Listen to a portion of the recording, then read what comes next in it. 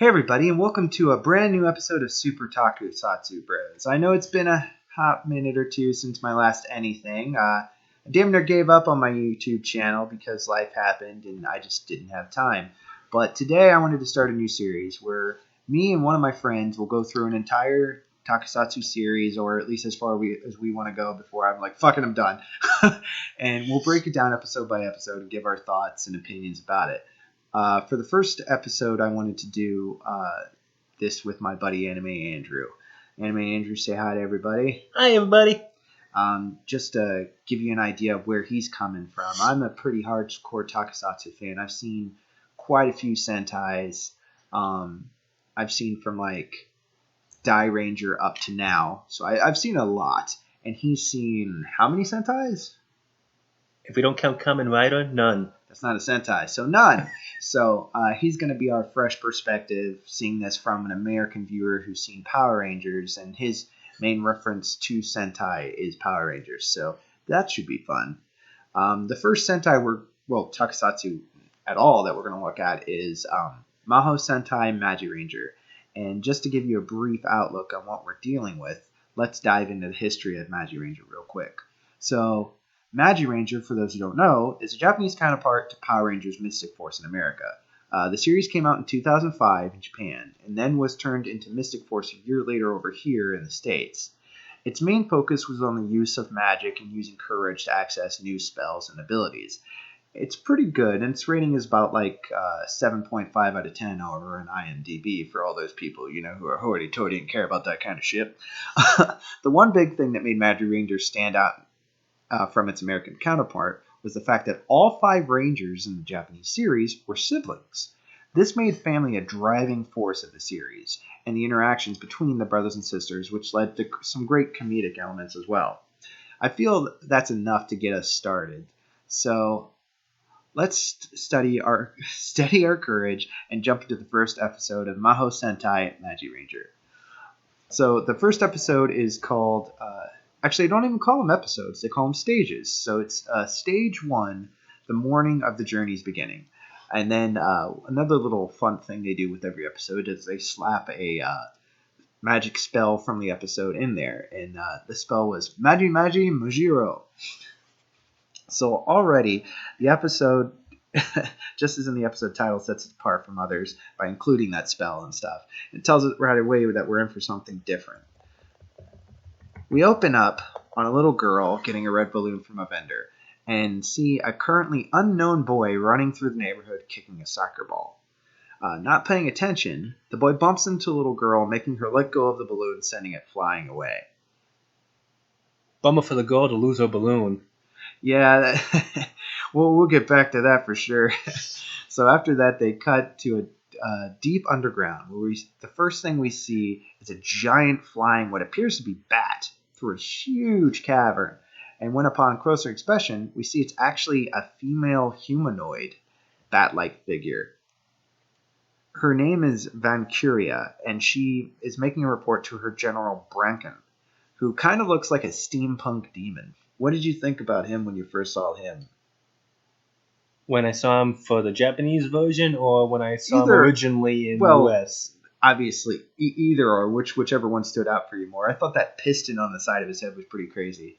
I definitely think the side effect of him doing the train whistle type thing with his horn was interesting. I don't think I saw that in the US, but my memory's hazy there, so who knows? Yeah, it's been several years. So anyways, cutting back to the episode. They are both part of the Infrarisha army, and I know I've just butchered that word. Just bear with me. I'm a gringo. They're a group of underground-dwelling demons and monsters who seek to take over the surface world. Branken rallies the troops, getting them pumped to conquer the surface, while another general, Wolfzard, watches from the shadows. And just first looking at Wolfzard, he stands out from the rest of the guys we just saw because he doesn't look like a monster of the week or a monster at all for that point. He looks like a dude in a ranger suit. Still badass looking. Yeah. So then they cut to the opening song, blah, blah, blah. Everybody get happy because they're Sentai. After that's all done, from the deep, dark depths of the underworld, we are brought back above into the home of the Ozu family. focusing on the picture of the mother and her 5 kids. From there, we are introduced to the children one by one. Makoto, the oldest son. Hoka, the oldest daughter. Ora, the next born daughter. Tsubasa, the 4th born, and another son. We are also introduced to the mother, Miyuki. But what about the 5th child? Well, the last born Kai is still in high school, and he is supposed to be in his soccer club at the moment, but in reality, he's doing something a bit more adventurous. While the family is all sitting at the table eating Sunday breakfast, they turn on the TV to see Kai climbing a flagpole to get a red balloon. Yup, it's the same boy we met at the beginning of the episode who knocked into the little girl and is now trying to right his wrong, risking his life to get the balloon that is currently wrapped around a flagpole. I personally would have just bought her a new balloon, but whatever. And that's just not how Kai rolls. He's just like, it's my fault, I have to fix the problem. He manages to get the balloon, but loses his grip and falls in a comedic way, bouncing off an overhang, swinging from a string lights, and landing safely in a chair in a nearby cafe. Comedic way, he was practically flying. Yeah, they definitely took some licensing there. They're just like, this is a little bit beyond realistic, but we're just like, hey, it's a kid's show, who the hell cares? And what's kids show with creepy bad guys. Yeah, actually, that was one thing that really stood out about this series is the fact that the monsters of the week and just the monsters in general look way more, I guess you could say, horrific than what we're used to in Sentai, or what at least American viewers are used to at this point. It was definitely considered more of a horror, and it was an interesting departure. I really liked it. But anyways, crisis averted, balloon returned to a happy, grateful little girl. And the family realizes their idiot, as they call him, is on the TV and come to confront Kai for his foolishness.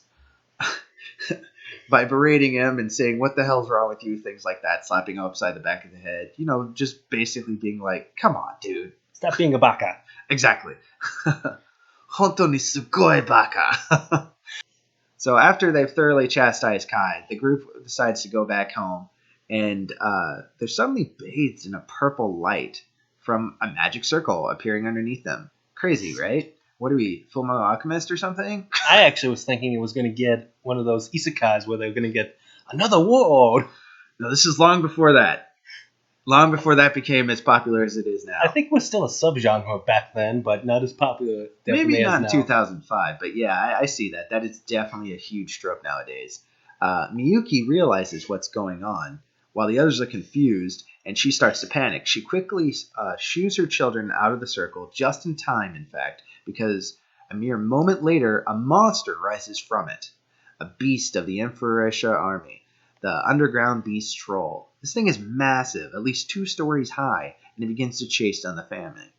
Miyuki knows there's only one way to keep her family safe, and she turns to face the beast.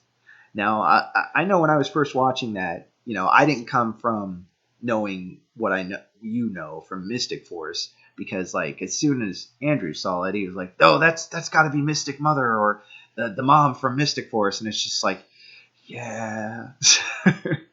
But oh come on, she had the same kind of attitude as Mystic Mother did when she first appeared, so right. You got to give me that. Yeah, Udana. Yeah, I get it. But the thing is, when I first watched it, it was all brand new to me. I didn't know what the hell was going on. And so out of nowhere, she appears to pull out what is a cell phone, types in a code, flips it up, making it look like a magic wand, and she calls out a magic spell. And she yells to the camera, Maho Henshin, Magi Majiro! And another magic circle appears above her, coming down across her body, bathing her in white light, as she dons the armor of Magi Mother, a powerful ice-based magician. Yes? It's Sailor Moon! Sentai version! Oh, it's not hentai version. No. Wrong show. Try. I mispronounced it, damn it. I was off by 1 letter. Sometimes that 1 letter changes quite a bit. But anyways, her children stand in shock as their newly transformed mother decides to square off with the troll that's been chasing him this whole time. And she actually dispatches him pretty quickly, covering him in ice and shattering him into pieces like it's nothing. So much for the monster of the week. Yeah, it's more like the monster of the last 5 minutes. 5 seconds, actually. And one thing else I thought was really interesting is the monster decides to pick up a car and chuck it at her. And out of nowhere, she's just like, magic. Car disappears into dust. Where the fuck is that car? What happened to that car? I don't think the owner has exactly disappearance insurance. Yeah, I don't think any amount of insurance is going to cover magically transported or dissolved into dust. Well, I guess he could always say it was stolen. I mean, it's gone. Yeah, so. yeah. That's pretty much his only recourse at this point. I mean, even if they had cameras and stuff recording it or security, what are they going to do? It's just but you edited that. That's fake. Insurance fraud. Go to jail, you fool. Yeah, so sucks to be that guy, but we're never going to hear about girl, we don't exactly know who owns the car. True. But we're never going to hear about that. So, anyways, crisis averted. Mom and kids go back home, where the kids begin to berate their mother with questions about what the fuck just happened. And while they're doing this, she's just calmly, waving her wand, making herself some tea, magically produces a piece of cake, and it's just totally going against what we're used to with when it comes to parents and Chill, magic. you young brats, it's tea time. Yeah, but it's just normally they're don't abuse your powers, don't use them for their own personal gain. And Mom's like, fuck that, I want some tea, I want some cake, we gonna make some magic happen. Well, it's not exactly abuse, it's more convenience, I guess. Kind of like a refrigerator or a microwave in a way. I guess. But anyways, she calmly explains about the Emperisha army, and the reason she can transform is because she borrows powers from a heavenly saint to become a Magi Ranger. And then she bestows similar powers to the 4 oldest siblings, giving them new outfits and also giving them Magiphones, which are the flip phone she used to transform into a Magi Ranger, and it's also their way of communicating with the Heavenly Saints to be bestowed magic upon them. Flip phones. Talk about ancient tech nowadays, huh? Yeah, it's kind of weird to think that's just a decade ago. Yeah, just a little bit over a decade ago. So as I said, the 4 oldest kids are granted powers and outfits and all that fun stuff, but not Kai. And he's pretty pissed off that he wasn't given powers and begins to protest, but is quickly interrupted by Miyuki's Magiphone alerting her that monsters are attacking. She instructs the other 4 kids to go keep them busy while she builds up magical energy. Time for meditation. The 4 run off, some more reluctantly than others, to face the oncoming threat. With the others gone, Kai continues to berate his mother for answers to why she hasn't given him powers. She explains to him that he's still in high school and far too reckless to be given that sort of power. You need to have true courage to use magic. And she goes on to explain, what you just did, climbing that flagpole for the girl, yes, that was nice, but it was very, very reckless. And that kind of recklessness will get you killed. You can't just go out there and, try to be a Magi Ranger and have that sort of recklessness. You need to have some focus. And, Kai gets offended by this, saying, I'm not scared. And he runs off after his siblings. And after that, they cut to the others in the forest where a group of henchmen appear from a magic circle. The 4 siblings realize they are in trouble and suddenly know how to use their powers because Power Rangers. Power of the Morphing Grid. Essentially. But, it's just a Takusatsu Sentai trope. They give you powers, they don't need to explain them, and you suddenly know how to use them. So Kai shows up as they finish their transformation, and the battle ensues. The 4 each take on a group of henchmen showing off elemental magics that they've gained from transforming. Makoto is Magi Green, and he is based on plants and earth-based magic. Ura is Magi Blue, and her element is water. Hoka is Magi Pink, and her element is wind, and also she uses quite a bit of transformation magic. Just to take a sidestep here, I'd like to focus on that fact. In this episode, she turns herself into a fan. Of all the things to turn into, why a fan? I think it was like to really emphasize her wind magic, and I'm talking about like one of those stand-up fans that rotates left to right. Well, if she wanted to emphasize wind magic with transformation, I would have done a tornado or something. Well, this is going to become a regular thing with her too. She's just going to turn into random ass and animate objects, and it's for comedy. I mean, it was pretty funny, and they definitely didn't keep that when they translated this over to Power Rangers. Yeah, I definitely don't see the actor who did the DJ style Pink Ranger turning into inanimate objects. Yeah, that's definitely doesn't seem to fit her character. It's campy as hell, but I loved it. I thought it was pretty funny. It took me out of the action for a second because I had to pause because I was laughing from the episode. But well, yeah, I mean, a character turned into a fan. Yeah, it's like, okay, that just happened. Sure, why not? So after Hoka does her thing, we cut to Tsubasa, who has donned the Magi Yellow outfit, and his element is thunder and lightning. His attacks are mainly electric based, and each ranger has their own default weapon, similar to think like the Power Blasters from original Power Rangers, how they all had that same weapon. Well, these guys have magical wands, and each magical wand has a totem, I guess you could say, of their something to do with their element at the top of it. And when morphed, they use this to harness their magical abilities, similar to an actual magic wand. And the boys so far, green and yellow, each, as well as being able to harness their magic, have their ability to turn their magic wands into weapons. Green being an axe and yellow being a bow gun that, as Andrew said, looks more like a pickaxe. Definitely a pickaxe, no matter how... You may say it's a bow gun, but it looks like an pickaxe. I mean, come on. It really does. I mean, he's holding it sideways, and it does have a grip on it to make it look more like a gun. But it I sure as hell didn't see the grip. All I saw was something the seven dwarves would carry to go mine in the corals. Yeah, I definitely see that. But anyways, as the battle rages on, Wolfzard appears from another magical circle close to where Kai was hiding watching the battle. Startled, Kai alerts Wolfzard as his presence. But in Kai's shock, Wolfzard just kind of looks at him and walks away. It's just like, this kid isn't a threat. You ain't worth my time, sucker. Yeah, pretty much. Wolfzard quickly dispatches the children with one attack. Like, he literally just shows up and basically magically bitch slaps them, and they're down for the count. One hit KO. Pretty much. Kai watches on as Wolfzard goes in for the kill and is too scared to move, which is showing like he's I guess he's finally trying to be cautious, or it's just like the fact that he just one-shot his entire family kind of, put things into perspective. So Wolfzard goes in to make a killing blow on Makoto, and Kai, finally overcoming his fear, kicks a can that was sitting on the ground next to him at Wolfzard. And that can flies through the air and bounces off Wolfzard's shoulder like nothing, but it's enough to distract him.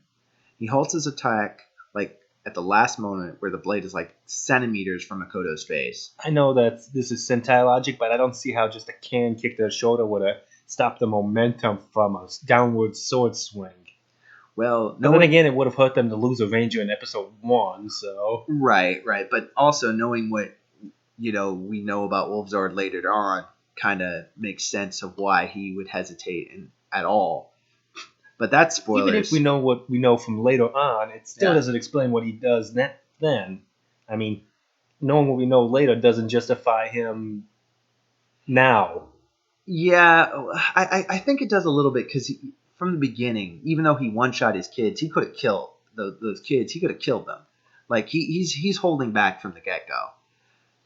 Anyways, so Kai comes running out, spreading his arms wide, swearing to protect his family's powers or none. And Wolfzard hesitates for just a moment. He tells Kai he won't show mercy to anyone who defies him. And Wolfzard raises his blade once again, this time to strike down Kai. Probably would have in real life. I mean, he one-shot your powered-up siblings, and you're a civilian, dude. Again, I think he's still holding back.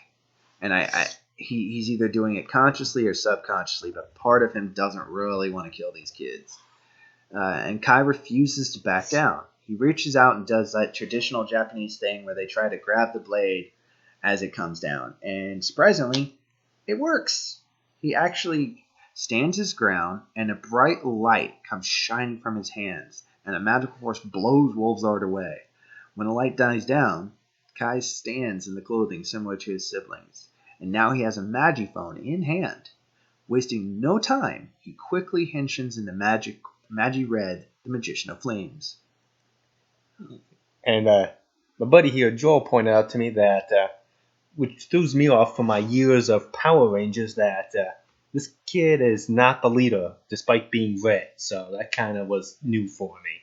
Yeah, at the beginning, it's been a few years since I've seen the series, but at the beginning of the series, he is not the leader. Makoto, being the oldest son, is the leader. And then Mr. Green. Yeah, you even see that earlier in the episode, because when everybody goes to Henshin, he's the one who calls it out. He's the one who, doesn't bark orders, but basically quickly asserts the dominance that he's the leader, telling everybody to get in gear, and they do so. And then after that, they all go off and do their own things, but you can tell the rest of the group doesn't really, especially at this point, respect Kai, and I don't think any of them really look at Kai as a leader. And when I say respect, I mean like as a warrior. I mean, they're not like downplaying the kid or treating him he like was garbage. The goofball who was climbing a fire pole for a balloon earlier. So Right. But I don't think at this point in the series he is in any way a leader, and he won't be for quite a while because he's the youngest kid, and he's the most irresponsible. So Wolfzard, instead of just taking Kai out like he did his 4 siblings, just calls in another wave of henshin, and Kai proclaims that he'll take care of them for his siblings to regain their strength. And then right off the bat, taking a page out of Hoka's book, aka Magic Pink, Kai uses transformation transformation magic, excuse me. That would be weird, a maggot that can transform. Oh god, no. We don't need that nightmare fuel. Why? We already got the henchmen peoples, and without their face masks, they're already nightmare fuel. Yeah, like during this battle, Kai actually slices one of their masks off, and god, they're ugly. But that's an understatement and being nice. But getting back to the beginning of the battle, he uses transformation magic and turns one of the henchmen into a giant ball, which he proceeds to go soccer on, doing all these moves and then doing an overhead kick that produces an explosion and takes a decent chunk of the bad guys down. I actually like that. I actually think it would have been better if he actually added flames to it to suit his Magi Ranger of Fire shtick. Yeah, I half expected him to do that too, because again, I hadn't seen this in years, and I thought that's what he did. I was actually a little surprised when that wasn't the outcome. After taking out that little group, he pulls out his magic wand or Magi stick or whatever you want to call it, and does the same thing as his 2 brothers have done, and turns his magical wand into a weapon, his being a sword this time. Can't have a Ranger series without a sword. True. That is pretty much a staple. As the battle progresses, Kai decides it's time to Not end Digimon, it. Dude. Yeah, sorry. Getting a little tongue-tied. Pun intended. The battle progresses, and Kai decides it's time to end it using his most powerful skill. Covering his body in a magical flame that resembles a phoenix, he flies through the remaining enemies and makes them go boom. Kaboom. Power Ranger style. The rest of the Magi Rangers come out to greet Kai as he celebrates his victory. Kai exclaims that he's the best, and the rest of the crew tell him he's being overzealous, and again proceed to slap him upside the back of the head, because that's what you do. Right after he does his little funky dance. Yeah, he's just like, I'm the best, look at me, I'm the best, and they're like, shut up! So, as they're celebrating, Wolfzard calls down to them from the top of a nearby cliff, warning them that the fight isn't quite over, and he summons a giant magic circle this time. And from it springs forth a horse Zord. Wolfzard calls another spell, making himself to scale with this horse, and then combines with it to form a centaur-like creatures called Wolf Kentaros. The children look on in horror at the new development as the episode comes to the close. If it was going to combine with a creature, I would have assumed he'd call a wolf and go werewolf because it's called Wolf Zord. I mean, come on.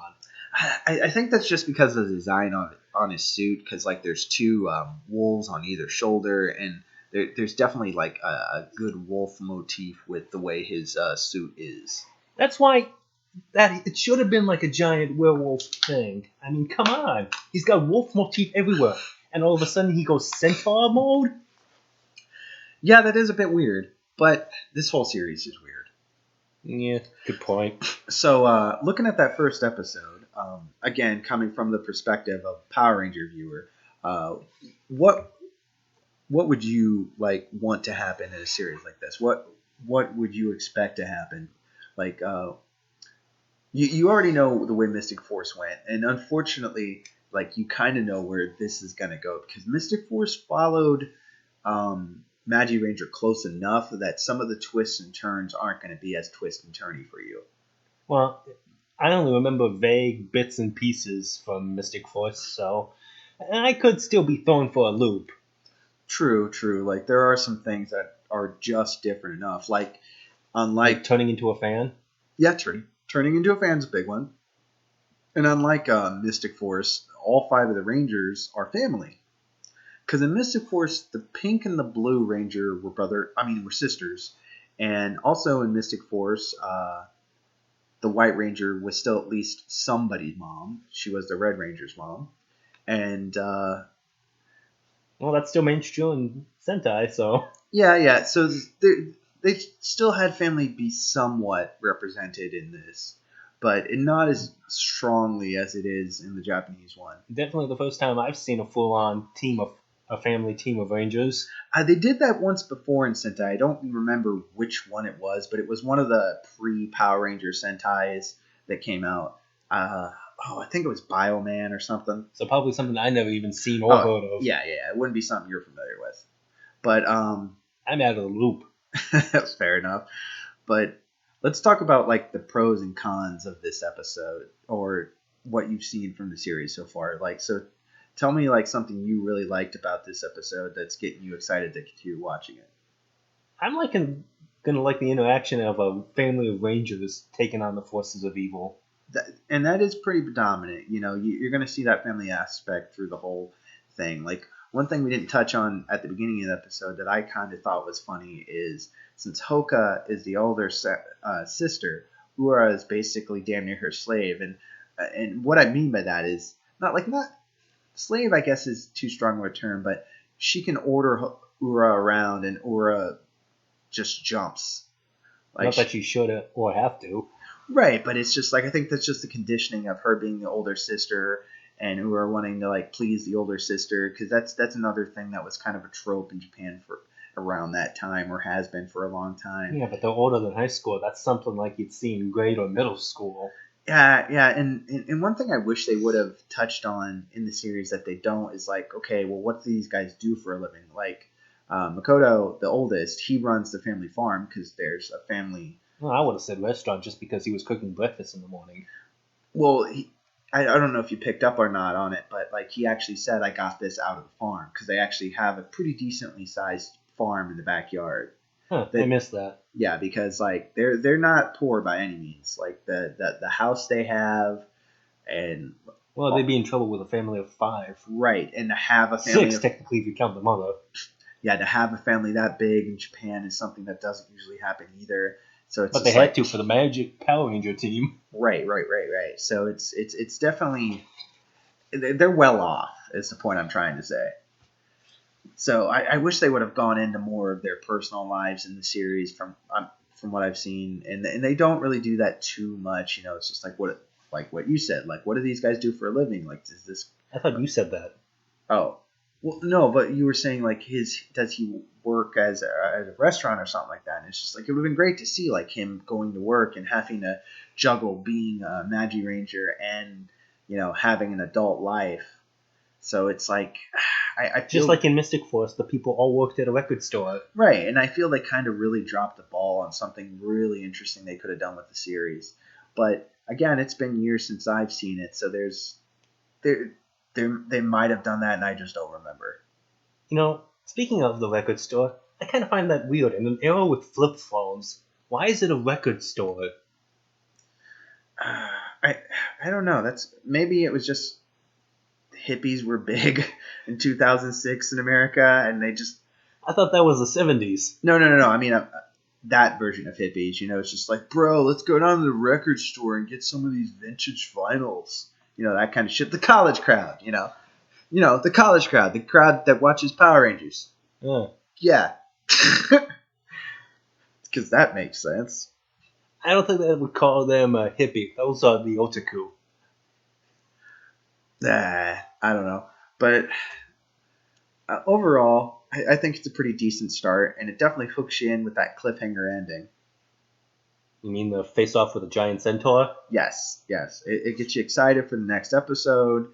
Definitely leaves you wanting more.